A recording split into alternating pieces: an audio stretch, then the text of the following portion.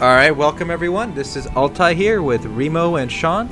And I want to welcome you to the MMOs.com podcast, episode 1.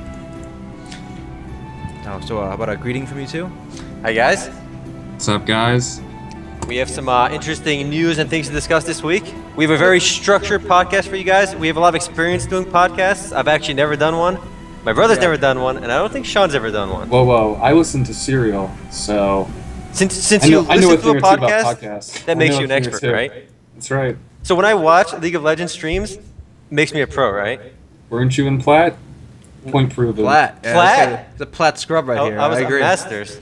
Oh, Masters? Oh, Masters. Big boy. The big boy here. Excuse myself.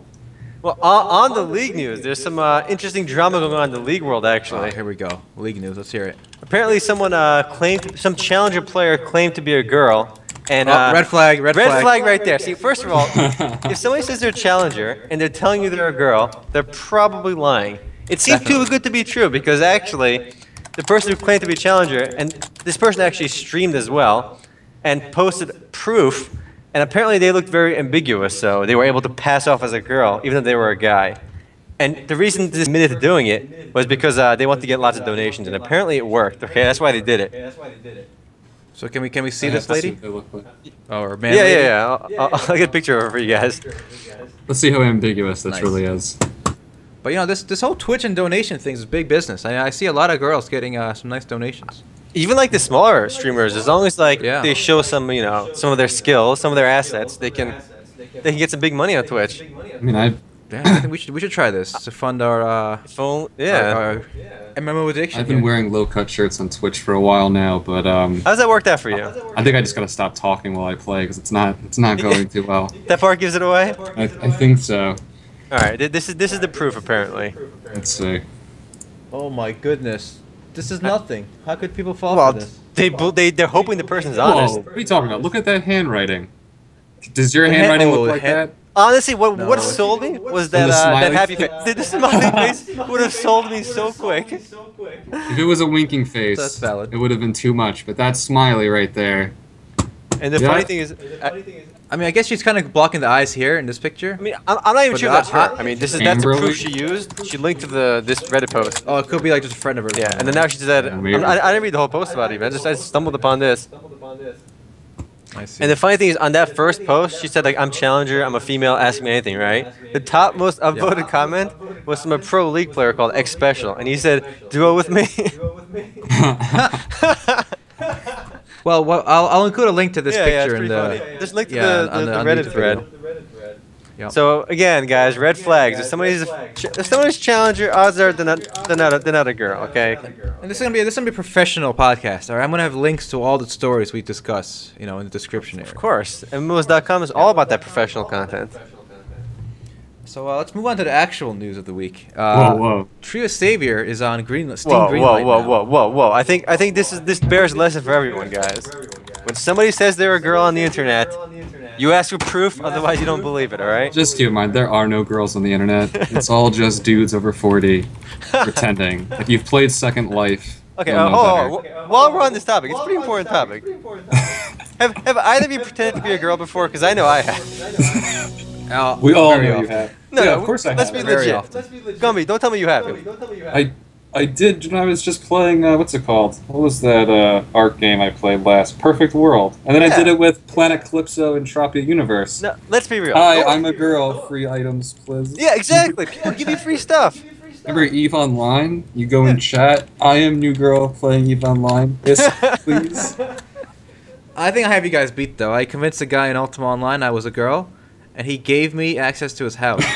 And then I looted the house and sold everything on eBay. That day. You crushed that guy. He was probably an older guy too. He's like, oh, this is a nice lady on the internet. I don't know who's worse. You or the League streamer, because now I'm a little unsure. Whoa. It's a role-playing game, alright? You gotta Yeah, I was role-playing. A gold digger. Successfully, might we add. They don't make games like Ultima anymore. It's too bad. No. But people are just nicer to female characters in the game. Like, you don't even have to say you're a girl, right? Just being a female character, there's like a biological response there. That sounds like something worthy of an editorial. This is science, all right? This is legit. I expect a scientific we all have science link degrees. in the description area to back up your claims here, Omar. Yeah, well, MMOs.com/editorials /scientific journal /peer-reviewed /biz. All right, we can move on to some real news. All right, some real news. As I was saying, Tree of Savior, Steam Greenlight. Make sure to like it, so that way it gets greenlit. Now, is there an actual release date on this game yet? Because I know it went through beta in in Korea right now. What's the status on NA? Do you know? It's a closed beta in Korea. Yeah. Has there been a release date or anything for America? I know they said international beta coming. Like No. soon. I think that's trademark. all it said. It's just gonna follow the Korean beta at some point. Like, what do you, as a former Ragnarok Online pro player, what are your thoughts? I mean, of course I'm beyond excited.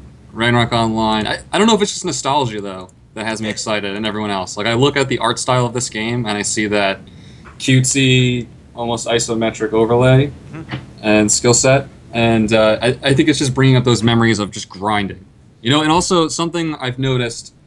I like the way you said grinding. The fervor of the grinding. The fervor of the grind. It's not just you. It's not just you. I know a lot. Like this game is still popular. RO is really popular still. Yeah. There was a new private server, GGRO. Yep. It got like thousands of people were playing on it when it launched. And what is it about that kind of game that makes people want to play? You know, is it just this art style? Is it just the grind? What is the real cutesiness? appeal of Ragnarok Online? Games like Ragnarok Online and Tree of Savior. I'd say it's the fact that they're both easily accessible for the casual audience in terms of the art style, the combat. Hold on. Easily accessible. Yeah, I know a lot Do of you girls. remember when we played Ragnarok Online in high school and we got all our friends to Sakurai and play? Taro. How stupid it was. Yeah, you had to download Sakurai. You had to download like the Korean translation. You had to download, Well, that's if you wanted to play on a private server. and not even. everyone You can do played that on now. private server. No one's gonna Yeah, pay for that game. No, but here's how I can tell a game is casual. That's my barometer. Okay, The number of girls that play it. That's so, true. Like, so League of Legends is a good example. We just learned that the girl playing League of Legends wasn't a girl. So No, but a lot of girls do play There's it. no girls playing. Of course, see that's the thing. It's layered. See, it's accessible by casuals, Okay. yet there's enough depth there for professionals. And I think RO is the same. The MVP boss fights and stuff, and the War of the Imperium, it required teamwork. that was a lot of fun. Yeah, you needed guilds, to Well, I work think together. that's another thing, is that a lot of these games, they don't emphasize the need for friends or a party to see, the entire game. Like, World of Warcraft now, you can queue up for endgame yeah, that's dungeons, true. no? Yeah, Like a game like yeah. RO, you can't do that. You had to get a team, you had to have friends in order to go after, what's his name, like Bahamut. I mean, wouldn't or that make like Bahamut Rock. World of Warcraft way more accessible than Ragnarok? Yeah. Well, World of Warcraft is more accessible. That's than why it's more Ragnarok. popular. Well, now it is. It didn't start that way. WoW. WoW was very inaccessible when it first came out. It took me 3 months just to get to level 40. Yeah. In what was that, Daenerys? Oh man, good times. Now Good the times. game you get to like max level in like a couple of weeks, or you just pay like $20 and you get max level because you can just buy levels from the Blizzard store now. But Well, I didn't know that. back to RO for a Back to moment. RO. Go ahead, Yeah. go ahead. You guys remember like a lot of casuals would just log in, hunt by themselves a little, then log out. Yeah. They could enjoy that without going into the War of Imperium MVP stuff. So Yeah. what I'm So trying to same get at thing- though is, yeah. so we get all that from Ragnarok. So when you look at Tree of Savior, besides being kawaii as all hell, if I'm even saying that right, what is it just the same thing? Is that what it is? Like I look at the skills. The art style is amazing. The animations look good. When you kill monsters, they explode. That's a big plus. And I don't know. It's got that same some of the same gameplay too, because on the Steam Greenlight page it tells you there's over 80 character classes with job advancements. Like I think a lot of people like. That Yeah, a lot of classes. I like that. That was pretty cool. Yeah. About I think RO. that Look classes at thing is Ragnarok. just the RO thing. But look at the class thing. RO had so many classes. Yeah. And like branches of different classes, and the game's rebirth system. There was a ton of replay value. But it wasn't really replay. It was the trick, forced trick, replay. guys. is Yes. you have to hide the complexity behind the kawaii casual look, which League does too. I mean, there's a lot of kawaii games that don't go anywhere though. Oh, they have to also be good. Oh, Obviously. that's a key point. That's what I'm saying. The goodness has to be behind the casual look. I mean, I'm still looking for. I mean, there's still no English release date, but I think a lot of people are hyped up for Tree of Savior. The game looks really fun. It does. Yeah. Every video I watch gets me pumped, but of course, I could say that about, a million other games, then I buy them on a Steam sale and I never play them, so... Well, Well, I mean, no one can say whether it's going to be good or not, this game, but I definitely know people are going to try it when it first comes out. I can tell you, I know we're all going to try it. Yep. Yeah, we're all going to play it together. And I'm going to be grinding well into the night. What about Rider Online 2? Why did that suck so much? Let's be frank. Let's be frank. Why did it suck so much? Because it was Rose Online in disguise. That's actually you're actually right. It basically was Rose Online.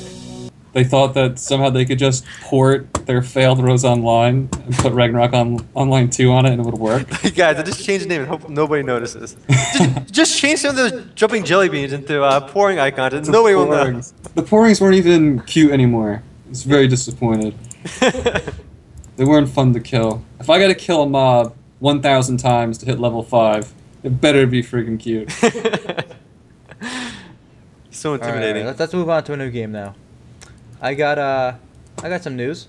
Go ahead. MapleStory 2 closed beta in Korea has ended, and July the open beta is going to start in Korea. Ooh, an actual release date for the game. Well, an open beta release. Well, let's be real. Open beta is released for like 90% of games. Might as well be. Again, this is just in Korea, so us people in the West will not get our 3D mushroom killing in just yet.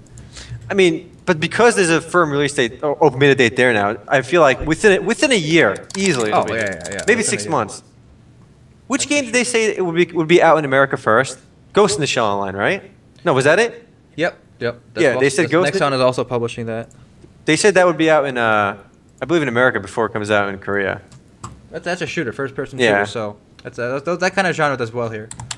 Now with MapleStory 2, like it looks completely different. Oh, We've all played. Sean, you played MapleStory, right? So you don't remember playing MapleStory? In my basement. I remember. Yeah. I remember playing MapleStory. Okay. Man, I remember I hacked MapleStory and I got banned. Yeah, I did too. You had that little cheat where you sucked all the mobs into one corner. Vac hack with and you would go away and have a sandwich and come back. But let's be real. When you were hacking MapleStory, like you felt pretty badass with like cheat engine, finding like those memory locations to change. Oh yeah. It wasn't intuitive, but it felt like you felt like an elite hacker, all right? Even though you weren't. You did. For that brief moment, you were an elite hacker. I was a dummy. My hack consisted of putting a stapler on my control key on a cliff, so I would just shoot mushrooms on my archer with my stapler. But you had to reset that every 20 minutes. Every 5 minutes, you gotta reset that, otherwise it didn't work. Yeah, I think you're right. I did something around that. You know what I always thought of? One of those birds that goes up and down with the beak. Yup. But tell us about MapleStory 2. It looks a lot different. I've seen a few gameplay videos. Is it even like the first one? It's more like Minecraft in a way, or Trove, isn't it? Yes, you're gonna be able to customize stuff, like build your own nonsense. It's got mini games, player housing, so it looks pretty cool. Come on, have you played a lot of Minecraft, Trove, or any of those creation kind of games like Terraria? I played some voxel-based games. I played Starbound. I didn't really get into Minecraft, to be honest. What's the big appeal of those games now? Because they're incredibly in lately. Like Unturned even is like a zombie survival game mixed with like creation. I think it's the simplicity, which it sees no age bound. So there's no like age limit. So like something like Unturned, it's this very voxel-based world, appeals to kids and adults, which is I think why Minecraft was so popular. And but those games require so much patience, don't they? To like get anything done. Like even Unturned or. But Unturned is different. That's a DayZ kind of clone with Minecraft graphics. Like even Rust, or which I played so much, like 500 hours, or Minecraft. I guess it's the idea that, like, say you're a painter, you're creating your own work of art, you're putting effort in, and you see the end result, and other people are going to see it too. That's true. So I think that there's a sense of personal achievement when you play a game like that. Do you think Trove is going to do well? Trove? I really haven't. I don't know. You play a little bit of Trove. Actually, Trove was a decent number of fun. We should play that one day for a Sunday fun day. It's voxel stuff. You can build a house and mine and stuff, but it's also, I believe, more focused on combat. Like you always have a sense of direction. Have you guys played Realm of the Mad God? Yes, what a good game. Come here, have you played that? No. So it's basically a lot. Trove is actually inspired, I think, the dungeon concept from that. So you're in a world map, and there's within sight there's always another dungeon. And by dungeon I mean like a one-room building. You go inside, and it's a boss to kill. You kill the boss, you make progress towards your daily quest, and you get one random loot from a treasure chest. And as soon as you finish it, there's a big X on it, so no one else can do that one. But within sight on the world map, you can see a couple more dungeons you can head to and do. Is it a persistent world? There's a hub world, and then from that hub you can access a number of worlds, and each of those worlds, there's other people running around. So it's not instance just for you. Oh, that's good. Yeah, so your actual creations mean something then? Well, the way it works is you have a custom house, which is like a plot, and you can place that plot on any empty plot you see. And so if you already placed it somewhere, and you see another plot later somewhere else, you can put it there, so now it moves. So basically your house is mobile, and that's the way it's persistent. It's very, I'm looking at a video now, and it looks very, I guess the world is kind of plain, but at the same time it's highly stylized. Is that supposed to be the end result, where it's like... It's ubiquitous colors and the size of the voxel is very large, so the detail's low, so it's blocky. But I guess it's trying to be. I guess it's going for that. So it still looks very polished for what it's going. Yeah, for. yeah. I mean, have you guys heard of a game called Cube World? Yeah. Yeah. So this kind of looks like that, but Cube World is stuck in alpha forever, and this actually came out. So that's always a big plus when a game actually comes out. All right, a lot of games are in that beta stage, like where it's closed beta, where nobody can even play, and like it just disappears off the face of the earth. StarCraft Ghost. There you go. Yeah, so Trove's fun. Also, there's a daily quest feature to earn in-game currency. So like it's one of those games you can play for like, let's say, half an hour a day, and then you're done. I like those. Yeah, there's always something to do for at least half an hour a day. I think that's one of the reasons I think MOBAs do really well too, because it has some of the MMORPG elements, like the RPG elements and like the social elements of an MMORPG, mixed with being able to play in short bursts. You play one round, 30, 40 minutes, you're done. Or if you want to play hardcore, you just keep playing. But it's bite-sized. And being able to go in and out of a game, I think it appeals to a lot of people, especially as they get busier when they get older. It has to, otherwise video games end up being the sport for high school students and college kids. Because let's be real, like MapleStory, yeah, you can't just like, MapleStory wouldn't appeal to everyone because it required so much grind to get anywhere. Incredible. But at least it gave you that really cheerful music in the background, let's be real, that was some pretty intense music. The soundtrack, of course, is on MMOs.com/review/MapleStory if you want to hear it. There will be a link in the description. Oh, wow. All right, not MapleStory. I got one for us. All right, go. World of Warcraft subscriptions actually went down to 7.1 million from 10 million in a single quarter. I heard of this. Wow. I heard that, yes. And obviously it's because this is like the next quarter after Warlords of Draenor launch. Everyone's like, new expansion, we all got to play, and everybody signed up. And all the people that were hyped to play it, a lot of them left already, which is, I guess, the reason why it plummeted, apparently. Right. Yeah, I haven't really played WoW since Burning Crusade. I bought Warlords of Draenor. I played it for like, because I was already max level in Pandaria, which is, it's a whole other story. Basically, they made the game so easy. You can literally /follow somebody in a looking for a raid dungeon, right? Like, and just leave. As long as like half the party didn't do that, you complete and you get your epics. Like, easily, 50% of people are allowed to go AFK and it's still easy mode. It sounds like MC up until RAG, back when it was 40 man. But that was even difficult at least. You could like, at least my crappy guild in World of Warcraft Vanilla, we wiped in the trash mobs in MC, right? Yeah, this guy was a total noob. You wiped the core hounds? We wiped like, I think those first two giants you pull, like all 4 of us just wiped. Yeah, Omar was like one of the worst tanks I've never seen. Yo, I tanked the two-handed like a boss, alright? I don't know what this guy... The faster I kill it, the better I'm I could tank better on my clothy priest. I remember like our main tank was missing for an Ixia run. Like this is World of Warcraft vanilla days. So like, all right, you're a warrior, right, Remote? My name was actually Owner of You back then. Best name ever. And like, you can tank, right? I'm like, yeah, I can tank, no problem. I put on a shield, you know. I was still like in my two-hand spec. I'm like, I got this, boys, I got this. So literally the second I pull, I get two-shotted. Okay? Like, they couldn't heal me. I insta died to Nixia. And everyone just wiped within like a few seconds. I'm like, sorry guys. At that moment, I just logged off. I was too embarrassed to log back in. Like, I pretend to be DC. There's no recovering from that. No. But I played Warlords of Draenor for a good, like a couple days, and just I was already kind of burnt out of WoW. I just kind of wanted to try what was new and stuff. It has like this weird garrison stuff, but I haven't played it too much since. WoW is really old now. It's like 10 years old now. It's still going strong. Yeah. I mean, they lost a couple million that, subs. no? Is it? It's over 10, I'd say. It's 2003, right? Isn't it? Is it? I thought it was about 10 years old. Maybe 11 now. I don't know. I think it's around there. Well, that's what we got Wikipedia for. It's 2004. All right, so 11. Okay. So you're completely off. That's 10% off. Oh wow. That's Make it 11%, so you get a B plus, all right? All right. Not even an A minus. But yeah, I don't know. I think people are still waiting for that next big MMO, and they just haven't. I don't think it's gonna MMORPG, that happen. is. Yeah, big MMORPG. And that's gonna be Tree of Savior, boys. No. Maybe. Nothing. I think WoW was the beginning and end of the current, the way we perceive MMORPGs. It set up all the paradigms. Every game follows it to some extent, and you'll never get. It'll be a new genre that replaces MMOs or MMORPGs, or at least MMORPGs in the WoW sense. Interesting. I can see that. Every game that's an MMORPG follows the same formula that was set up even before WoW. EverQuest or Ultima. They all follow that same strategy. It's just the presentation, and is it coming out at the right time? Actually, that's a good segue.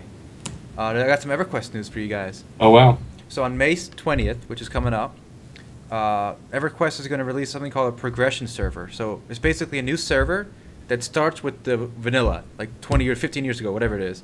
So no expansions, just the original content. And then on a regular schedule, they released expansions. Expansions, yeah.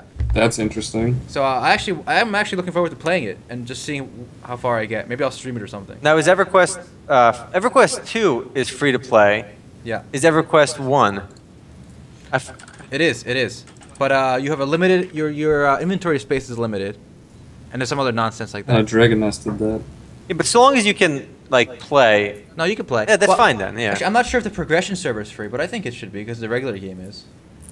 I think if WoW did something Google like this. that, It is free, you're right, it is free. I know it's free. Progression server. Interesting. So they follow the same formula as EverQuest 2. And EverQuest, if you guys... that game has so many... if you think WoW is there's a lot of expansions in WoW. No, there isn't, okay? There just isn't. If you look at EverQuest... The game has 18 expansions today? 18 expansions! If you started playing EverQuest when it came out and you bought every single expansion for $30, that's so much money! You're down $500 just on expansions alone.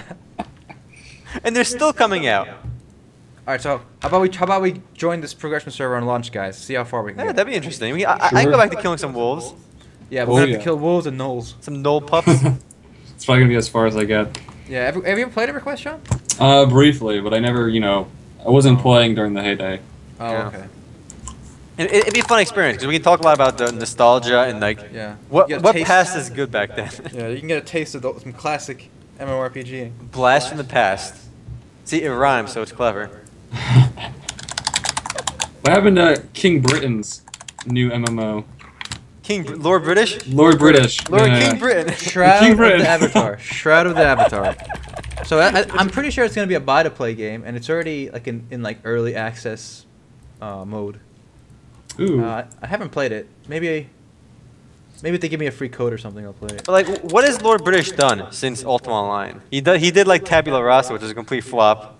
Oh yeah, that's a funny story. Sean, you know the story? No. Give us a rundown. So Lord British worked with NCSoft, the Korean company, Yeah. to make a sci-fi MMORPG called Tabula Rasa, and Basically, basically it flopped, right? Yeah. And in order to avoid paying the stock options that they owed Lord British, they wrote a letter of resignation for him and put his signature on it. What? And if he didn't contest it within 30 days or 60 days, it's valid, right? But he had just went to the space station. He paid $30 million to go to the space station, and he was in quarantine when he returned. So he didn't even know what's going on. Oh.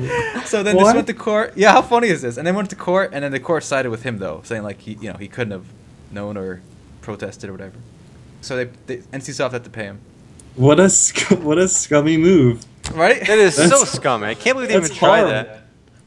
I can't imagine I hope that was a conference. We're we'll just sign his name. Oh yeah, great. Give this man a raise. Good job, Johnson. You just saved us a lot of money. We don't have to give him stock options anymore. Oh man. But to be fair, I played Tabula Rasa during the open beta, and it was kind of dookie. It didn't feel finished and polished, Mm-hmm. and it shut down within the year. It's gone now. So, and it was a subscription game back when subscription games were dying. So, wrong game, wrong time, wrong model. It never appealed to me. Maybe we'll give a brief mention to a game called Fantasy Tales Online. It looks kind of iffy if you look at the graphics. It looks like a very retro game, but this was a game that cool. I found this game on Reddit, and I want to give a shout out to any independent like game studio like this because the game I actually graphics look kind of cool, don't they? Like this old school graphics. I love these old school graphics. And we'll include a video in the description, but the game went to early access actually just this week, I believe. So it's available on the game's website. We'll give a link to that too. It looks like randomly generated dungeons. It looks almost like one of the old Zelda games. Looks interesting. The map looks like Final Fantasy. This is definitely MMO RPG Maker. Yeah, RPG Maker. Cool. I want to try this now. Is it RPG Maker? It looks kind of like RPG Maker. It does, It right? does look like RPG Maker. But that's okay. RPG Maker's awesome.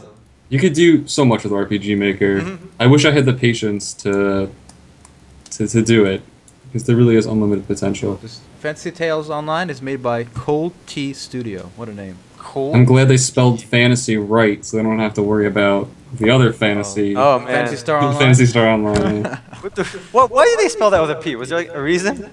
To be cool. It's Japanese, right? Yeah. Reason enough. There you go.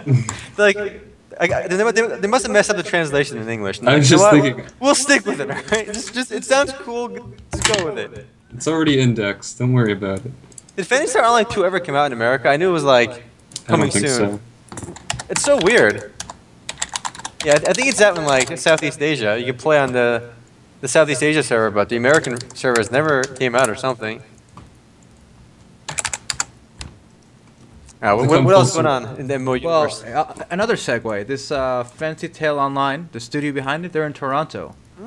And I actually got an email, I think, from another company from Canada. Have you heard of this one, Sean? It's a new game on Steam. It's called Windward. Let me link it for you guys. Oh yeah, it's been popping up over my feed. Yeah, they actually emailed me. That's I guess one of the PR people they hired, telling me about to cover it or whatever. And I just emailed them back asking for a free 4-pack. So if we get that 4-pack, we can give the game a go. Ooh, and we'll save that $12. Yeah. It kind of looks like Sid Meier's Pirates without the Sid Meier. ship part. Without Dude, the I love Sid Meier, you don't Sid Meier's was awesome. That was a good game, Pirates. This also looks like all the pirate games. What was it called? What's another one? I can only think of Sid Meier's There's- Pirates and there's- Curse of Monkey Island, and that's Well, it. there's two MMOs. There's two sailing MMORPGs. One is Pirates of the Burning Uncharted. Sea. Well, Pirates of the Burning Sea shut down, right? Yeah. No, No, it's available again through the developer. no, actually, I never played that one, but I played Uncharted Waters Online, Mm-hmm. and I played Void Century. Oh, I remember Void Century. Yeah. Both those had like land and sea parts, though. This one looks like it's just a sea game. I like the way this game looks. The aesthetics are really nice. Apparently, one of their features is calming gameplay. So Ooh, you can like sail Calming. calmly across the world. As you get bombarded with You know what? pirate ships. I always wanted in a sea game or any game with an ocean is like randomly generated storms. So like in this game, if you're sailing in the ocean, all of a sudden, a storm comes in and it becomes really rocky, and maybe they have a mini game. You have to, Ooh. because water physics. I mean, maybe that would probably require a lot of processing power. Well, But it would be cool. well, the world is procedurally generated in this Windward game, so maybe that's possible. I know that the guys who made this, they're first of all, this is built on Unity, the game engine, and this Ooh. company before they made games, they actually made like a plugin for Unity, like one of the most popular Unity plugins. So I guess they actually want to make a game now. That's Makes cool. sense. Yeah. What? That's the Toronto dream. Make a plugin for Unity. Make a game with Unity. Everyone uses Unity, so. Unity is actually a free game engine if you guys are curious. You can just download on the Unity website, and a lot of like real companies use it to make games. So if you ever want to like get into game design or just like try making your own game, don't like Google that stuff. You'll find a lot of crappy ads. Like this is a real piece of software, and it's like a more advanced version of RPG Maker, like a super advanced version of RPG Maker. You can make real PC games, mobile games, anything. I've tried using it. It's really difficult, but it's a cool piece of software to mess around with. A lot of I just people want to say, are going to buy I'm very themselves too. proud of my two segues so far. The Toronto thing. Those were A+ You're very good at segues. transitioning. Yes, Very nice. Anytime we transition, we'll go to you. You're the transition guy now. All right, that'll be my job. That's my role here, right? When you guys start rambling too much about, you go off the topic, I'll try to reel it back in. Just put on the resume. I've been a top-notch MMORPG podcaster with a specialty in transitioning. That is my specialty. All right, what's next, Mr. Transition? Well, this one is not so much a transition as just moving to a new topic. Black Desert Online has entered Japanese open beta. So why is it open beta in Japan and not in America? Yeah, Japanese people don't even play PC games. Yeah. But anyway, have you heard of this one, Sean? I have. Yeah. So I really what I love don't know about too much about it. Oh, here, watch this video. Let's What's see. the best part of this game is the character creation. The models look amazing. Like I have yet to see a better character design in any game. Like whether it's free to play or not. Perfect World. Don't you know? Perfect World is a pretty. No. Well, I'm not talking about I'm not talking about Did you see my customization. masterpiece? Yes. I'm talking more about like the realistic. Oh wow. Yeah, I guess. I am going to make the most freakish, heinous monster when I play this. I'm gonna max out the boob slider to no end. I'm gonna make a Victoria's Secret Whoa. model. Yeah, now that I keep forwarding, I change my minds. Yeah, keep forwarding around, skip around this video because we can do a lot of stuff. But it is weird that the game is going out at the open beta in Japan before there's any real news in North America because, as a lot of us gamers know, like there really aren't that many MMORPGs in Japan. Like a lot of Japanese gamers, they're more console gamers than PC gamers. And mobile, don't forget mobile. And mobile. 3DS gamers. Well, Yeah, yeah, that falls into console. I mean, it's a much smaller market for PC games in Japan than anywhere else. I mean, they're the only country in that region with China, Korea, and Japan, and even Southeast Asia. Nobody really plays console games in that region except Japan. So it's just weird that they would release that in Japan. Well, there is a good news for us. We might be able to play on the Japanese open beta easier than the Korean one because, as you know, all the Korean games in Korea, you need like a Korean social security number. Yeah, account. that's really annoying. Hopefully we can get a glimpse at the open beta. Of course, you know, we have to go through the Japanese account creation. I remember I was making an account for Black Desert Online to play on the Korean servers, and I'm like, I got this. I'm Google translating my way through the sign up, right? And I think I found the number to use for the Korean social security number. But there was this CAPTCHA, and the CAPTCHA was in Korean. I'm like, all right, boys, I give up. Oh no! I give up. You can type in Korean on regular keyboards if you download like the international keyboard packs or whatever. But like, Right. I wasn't gonna do that. I'll just wait till US release then, or maybe some other release I can play on. But the game looks awesome, and I really want to take a look at it. It Even does just to look mess with the exciting. character creation. Honestly, character creation sometimes is the best part Yep. of many games. Perfect In fact, World I'm sure- 3-1. Perfect I'm World sure, that, 3-1. I'm sure the next game I play is going to have an amazing character creation and lackluster everything else. But we'll see. We'll see. You never know with these Chinese MMOs. But then, yeah, Gumby's to play Swordsman Online next for MMOs.com. Very exciting stuff. You know who else had a good character creation? Entropia Universe, or Planet Calypso, whatever the hell you want to call it. Gumby, tell me a little about Planet Calypso, because what is that a game? What do you do? Is it more of like a talking game, like a I chatting mean, game? it's Second Life to an extent, although I guess it's kind of a poor comparison, but it's Second Life to an extent in space, or really across 6 planets. And the reason why they call it Planet Calypso is because when the game was first released in 2000, no, earlier, I think development started in 95. But the first planet was Planet Calypso. But basically, it has an in-game economy. So your in-game currency is, 10 peds to $1 US, and it's a fixed currency. It never changes. So everything in the game has, real money value. Mm-hmm. So to do anything except walking around collecting dung or collecting animal sweat, you need the in-game currency. So what happens is you end up injecting money into the game. But that's the game where Space Station was sold for $330,000, and then a virtual resort was sold for $645,000 or $55,000. Which is incredible. Who's buying that? I could buy a mansion in the real world for that and make it into a resort. No, you gotta buy a resort in a virtual world instead. But the thing is, the person who bought that resort must be making money because people do spend their peds. I mean, is there really much of a difference between spending your money on that or spending your money on, like, I don't know, Inception. a nice car? When you go to that resort in the game, you pay the fee to go in, and then there's a lot of escorts in there, guys that pretend to be girls that'll give you a good time for more peds. I know you can't take off, because I played a female character, you can't take off your underwear, but there are definitely items that do make you nude. I don't know if Second Life works like that, but... Well, in Second Life, you don't start with a penis unless you pay money. You have to buy I know that much. shop. I watched a good documentary on Second Life the other day, but...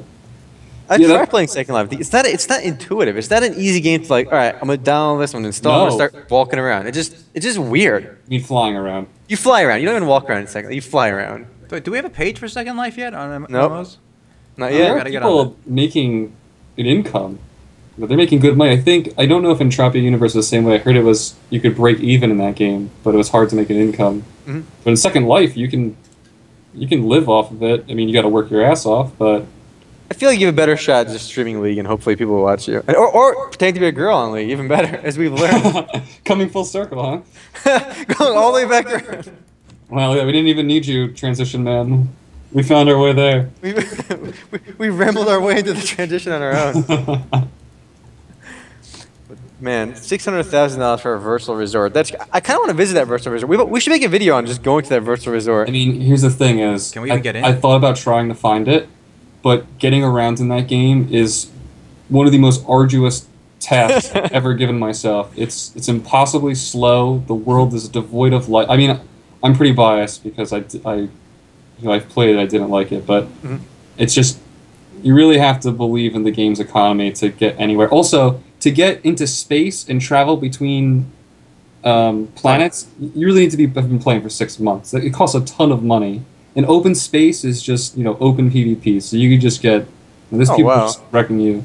I don't know how. I've seen space combat. It actually looked like fun, but that's a game where you're playing because you want to make money, as far as I can tell, or you just want something that parallels reality. But that's a cool concept. You don't see that in a lot of MMORPGs. Like most MMORPGs we play are very WoW-esque. This is like a virtual economy on top of a game. Well, on top of blowing money at space stations. Yeah, but it's appealing to a niche audience. Like EVE Online doesn't change its gameplay because they know they're going to keep those 30,000 people that are always logged in always playing. I mean, if they changed a WoW formula, the novelty would wear off. Because it's the same as everything else. Speaking of EVE Online, did you guys hear about this? You can help the people in Nepal. That transition. Oh. That transition. Yeah, nothing gets away from me. So yeah, you can help people in Nepal suffering from earthquakes by playing EVE Online. No, you can donate your Plex in the game, and a Plex I guess is like the 30-day game cards, which you can buy with ISK now, which is the in-game currency. Interstellar credits. So basically, by mining virtual asteroids, you are literally helping poor people in Nepal. Wow. Isn't that a very roundabout way of helping them? Well, try explaining that to somebody in Nepal who just lost his home. Oh, this $30 that you just got in water and food, some guy donated to you by mining asteroids in a virtual universe, selling them for a 30-day game card in the same universe, and then donating that 30-day game card to you. But by the way, we need $25 of that game card because we need to get some more aid workers in here. So here's $5. Good luck. Here's some like airplane peanuts. Yeah, right. Yeah, but Eve's another one of those games that Eve actually is one of the game I want to play the most, but I can't. It's the one game I always find myself reinstalling with the excitement that I'm going to do it this time, and then when I realize what I have to do, I give up.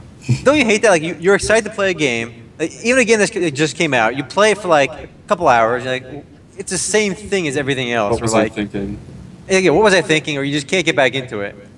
I think a lot of people want that nostalgia. Like they've played a game they really love for like years and years and years. They want something new, and it never lives up to their expectations. Wasn't that worrisome about the entire? Well, that's probably a problem with playing any game that invokes nostalgia. Is that it's not something that's going to last. You need novelty. You need something. That's true. You need something good. You need something new, like I don't know. Rust was pretty new when I played it. I hadn't played a game like it, and now I see clones for it everywhere. Oh my god! Oh my god! There's so many. I can't open Steam without seeing a dozen of those games staring at me. And that's the thing is, none of those games add something new, so none of them will ever be as successful as Rust. You know, just like I don't think any MMO will ever be as successful as WoW. Going back to that one. Well, I mean, speaking of successful games, there's a new trailer for League of Legends. For a new character. Yeah, he goes through time. Echo is his name. He looks like some. He looks like Lucian's kid. All right. He looks like a Jamaican guy with a blonde afro. It's like they're like we don't have enough black characters, and the only black character we have is like stereotypical black guy with 2 guns. So we gotta make somebody else more innocent looking. So he's just high, and he thinks he's traveling through time. Exactly. And he gets everyone else high. So have you seen this trailer, Omar? Yeah, I have. So tell us a little about it. What kind of, besides time travel, what is this guy about? Well, that's his gimmick, the time manipulation. So it's almost like Weaver from Dota 2. His ultimate like brings him back in time, so he gets his HP back in wherever he was, and that's clearly what he's doing. So League is copying Dota again. Wow, that's what you're saying. And that's what I heard. And funny, Shrelia actually, when she watched that trailer, she told me, Riot Games made a hero that can go back in time before they can make a replay system that lets you rewatch your games. Because come on, where's the replay system in League of Legends? What are they doing? Well, that's what happens when you make your engine. Oh, whoa, and a shitty engine. Yeah. Oof. Oh. But like, come on, Warcraft 3 had a replay engine. Here's of New Earth had a replay engine. Like, literally all these games had replay engines when they came out. And here's League of Legends, easily makes over $1 billion a year, makes more money than WoW, makes more money than like Counter-Strike and everything else, and they can't have a replay system? It's Honestly, terrible. you're probably better off without a replay system because I can just hear the vent fights or whatever people use now in my head of, whoa, what do you mean? What do you mean you didn't tag him? Let's replay it. Let's replay it. Let's watch replay. And then you get the fight over them. And start screaming about what happened in that match of League. It also kind of ruined the fun because, for me as a spectator who doesn't play League, I like to hear the bickering. Bickering is all that's as a spectator, I love that stuff. Honestly, like some of the toxic behavior in both Dota, League, any MOBA, I think it's actually pretty humorous when people start fighting. Yeah. And like they're yelling, like on Dota when people fight on the mic because there's voice chat in that game, or even League when they're chatting, furiously chatting to each other like, "You suck, you're the worst, you probably got carried, I hate you." It's just hilarious.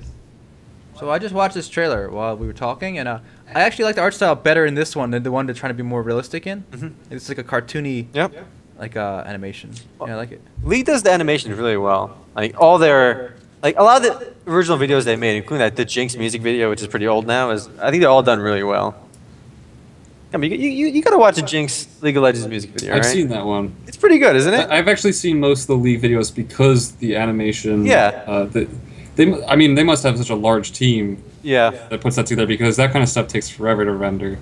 They have over 1,000 employees, so Riot's a huge company. Riot Games, it's plural, When's the second game coming out? They did announce something they're working on. Yeah. But who knows when it's coming out?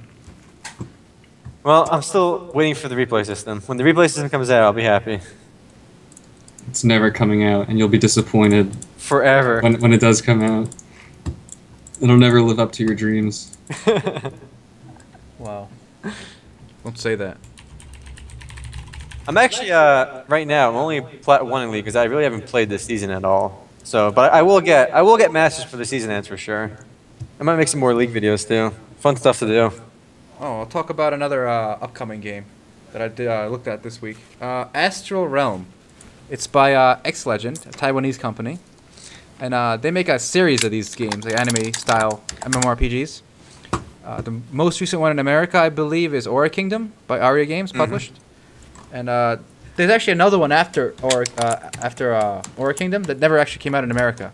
What's that one called? So, Dragon Master Online or something? Something Dragon. So that one, we're actually 2 behind now. But Astral Realm looks really cool. Like, the graphics are a big upgrade from Aura Kingdom, I think. Well, Aura Kingdom, I think, has incredible graphics. Like, if you want to play an anime MMORPG or anime-inspired game, like, out of every game out there, I think Aura Kingdom that's currently out in America is the most polished and best-looking one. Oh, yeah, I agree. It looks good. But this one, I mean, the Astral Realm really blew me away. That one company, X Legend, they've made so many anime MMORPGs. They went from Grand Fantasia as the first one that came out in America through Area Games. They made Kitsu Saga and then Eden Eternal, and now Aura Kingdom. It's a really nice progression of like games. They're doing the same thing over and over again, but just slightly better every time. Yeah, I mean, people complain about that, but why not? If it gets better every year, why not? But in terms of getting better every year, Aura Kingdom didn't really offer anything too new over like Eden Eternal. Eden Eternal had a really awesome class system. Like, it has like that almost like it's like Final Fantasy 14 style multi-classing system. But you had so many classes, and you can change them like on the spot right then and there. It's exactly Astral Kingdom is the exact same thing. Oh yeah? Yep. You can switch between classes, and then each one you have to level separately, and you can switch between them on the same character. I like that. Yep. It's a much better way of going about class system. Than alts. I hate alts. Yeah, it's like, why do you want to make another alt when you can just do the same thing on your main character? It just saves the switching characters, and it's just more friendly for the user. Nice quality of life thing. Final Fantasy wasn't the first to do that, were they? No, Someone else must have done that first. Did Final Fantasy Tactics? No, not Final Fantasy Tactics. What game? I was thinking 14. That was the first one I played that had that system. I know. Well, Eden Eternal had it before that too, but it wasn't. Eden Eternal wasn't the first either. I mean, for an MMORPG, it might have been. I guess Ultima, in a sense. You couldn't master everything though. You couldn't master everything, you know. Oh, I guess you couldn't. Yeah, it's true. And so after that, I also got a email about this game. It's called Victory Command.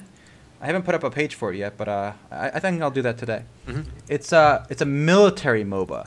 So, you know, most MOBAs God, are like, another MOBA. Whoa, listen to me, listen. That's what I thought. This one's gonna innovate. Exactly. Just look at the video, guys. I'm watching. Basically, unlike, you know, you're not like just another wizard or warrior with a sword or spells. You know, this is actually like it kind of actually looks like a mix between RTS and MOBA because of like the units. So you actually get a squad of like units to control rather than one hero. Or is it a hero? It looks to me like he's controlling units, like yeah, it does. Multiple units, like the squads. Yeah, you command multiple units. It says. So yeah, it says Victory Command is a fast-action military MOBA with RTS controls and tactics, set in an open-field battle arena where players engage enemies in team versus team 5-on-5 combat. So, I mean, it actually looks a little different. To me, it looks like an RTS without buildings, like with just units. Yeah. If that's a way to explain it. I definitely appreciate them trying to do something new. Yeah, and I wonder what the developer is behind this. It's Petroglyph. Oh, Petroglyph. Yeah, they made what's that game? This company is based in Las Vegas, I think. right? Yeah. They made that MOBA too. That didn't really do so well, but they made a bunch of games that got shut down. Great goo. So we shouldn't get too excited about Petroglyph. Their track record's not great. Let's see what games they have. They have End of Nations, Battle for Graxia, which is called Rise of the Immortals. Yeah, End of Nations went nowhere. I remember that game. I was hyped about that. It was like supposed to be like an RTS, MMORPG, but it went nowhere. Like an actual MMORPG, not like Evany and all those browser. No, like a real, like a client game, not a money grab browser game. Money grab browser games. There's so many of those games. I'm actually shocked more and more every day by how many money grab browser games. I didn't realize the extent. Like Clash of Clans is one too, but that's the most profitable one. It's the biggest one. It's not RuneScape? Jeez. No, the browser-based strategy games. No, RuneScape's a real game. It's a real game. Don't knock on RuneScape. Don't knock on RuneScape. That's a legit game, all right? I mean, when you've seen the thousands of garbage browser games I've seen, RuneScape looks like a gem. Have you ever played Clash of Clans? Oh, I did play Clash of Clans. It's a browser-based, it's a mobile RTS, right? You know what happened to me in Clash of Clans? I attacked somebody too early, right? Because you don't get attacked until you start attacking, and then I just got wrecked every day by people attacking me. So by someone who paid a lot of money. But the way those games work is like it's basically an RTS like StarCraft or anything else, but you can basically just buy resources, minerals. Hey, you're short on minerals, just pay $5, you get 10,000. Smart business move for them. So it's basically an RTS with that's not real time and there's no strategy. Yeah, you just pay money and you win. Whoever pays the most money wins in every one of those games. And there's Game of War. They've got that model chick on all the TV ads. What's her name? Kate Upton. Kate Upton is pimping. Oh, I've noticed that. Game of War all day long. The game made $600 million last year. Game of War. Well, she's got no ass, so she's got to pimp it somehow. Dude, $600 million. That's more than like every game besides like World of Warcraft, Dungeon Fighter Online, and League of Legends in the free-to-play universe, in the MMORPG universe. I mean, this game looks so. Yeah. I don't want to play this. Well, Game of War? Yeah. I mean, honestly, I don't even consider these games. They're just like money grabs. They're like slot machines, basically, with like a medieval skin. But here's the thing: is you got a lot of companies moving to this. Yeah, it's strategy. They're just going to make. Bad, though. I hate that. It's really siphoning off talent from like real games and moving them to like crappy games. But here's what happens with talent. Talent goes and they do a Kickstarter campaign. They release a game, and then everyone complains about it anyway. Unless it's Pillars of Eternity, they're like, "Oh, they're fucking sellouts. They didn't give us the game we want." Blah blah blah. So, talent. I think there's too much coming out right now. Talent's too spread out. I think. I'll put this in context, guys. Game of War, the garbage mobile. I mean, if you like blowing a lot of money, you might have fun in Game of War. If you don't want to spend money, you have no chance to play like competitively, or even to like a decent degree. It makes more money than Hearthstone, Dota 2, Lineage, well, Lineage is surprisingly high, MapleStory, and like World of Tanks combined. But who's spending this money? Are there that many rich kids with their parents' credit card out there? Well, isn't like an iPhone? Don't you have to like put your credit card information? When you yeah. Like when you first set it up, I remember my uncle got an iPad and he was like setting it up and he got like angry because he had to put in his credit card information, even if he's not going to use it. Right. They just want it on record. I guess that's what happens. And then when kids play on their parents' phones or iPads. But real games like Hearthstone and Dota 2, like these are real good Western games that are awesome. And they make combined a third of what this Game of War makes. Just crazy. It makes almost as much as World of Warcraft. I like how when you go to Game of War's Wikipedia page, it's just a picture of Kate Upton in front of a wallpaper on the game's logo. Sex sells, guys. If you're looking to download it just for Kate Upton, she probably gets paid like so much money for it. Probably. She ain't getting paid to model anymore because, woo. Alright, what else we got going on in the world? So Nintendo, speaking of mobile games, Nintendo is actually partnered with some other company called Dena to make mobile games starting in 2017. That's interesting. I'm interested to see what they come out with because they're better at handheld stuff. The DS and 3DS always does better than the Wii and Wii U and whatnot. They just they need to stock consoles. Honestly, I think we're coming up to the end of consoles sooner or later. I've been done with consoles since the last generation. Well, I think they're gonna release consoles, but they're gonna really be PCs. But they're gonna tell people they're consoles. So instead of buying a new Xbox, it's modular. So you just take out one part of it and upgrade to the new Xbox CX1. Yeah, we're already there. I mean, if you look at inside an Xbox One or PS4, they got basically ATI chips and graphics cards. Yeah. I'm gonna buy a console for the new Persona game and maybe the new Final Fantasy game. But like, that's it for me. I did want to play that Final Fantasy. I'll buy for the next Tales game. Well, the next Tales game is PS3, but the one after that, Zestria is PS3. But hopefully after that they do PS4. Mm-hmm. Other than that, I have no personal motivation to play. Like, playing a console, even like the best-selling console games like Call of Duty, I'd rather play on a PC. Oh yeah, definitely. PC Master Race represent. PC Master Race represent. All right, well, now we're talking about consoles. That means we're time to wrap up. So that was our first MMOs.com podcast. There it is. And I hope you guys like that. Maybe we'll do more structure later. If you have some feedback on what we should talk about, what we can cut, how we can make this tighter, what kind of length you want, just leave some comments, and hopefully we'll improve it every week. Yep. Thanks for listening. See ya. Yep. Later, guys.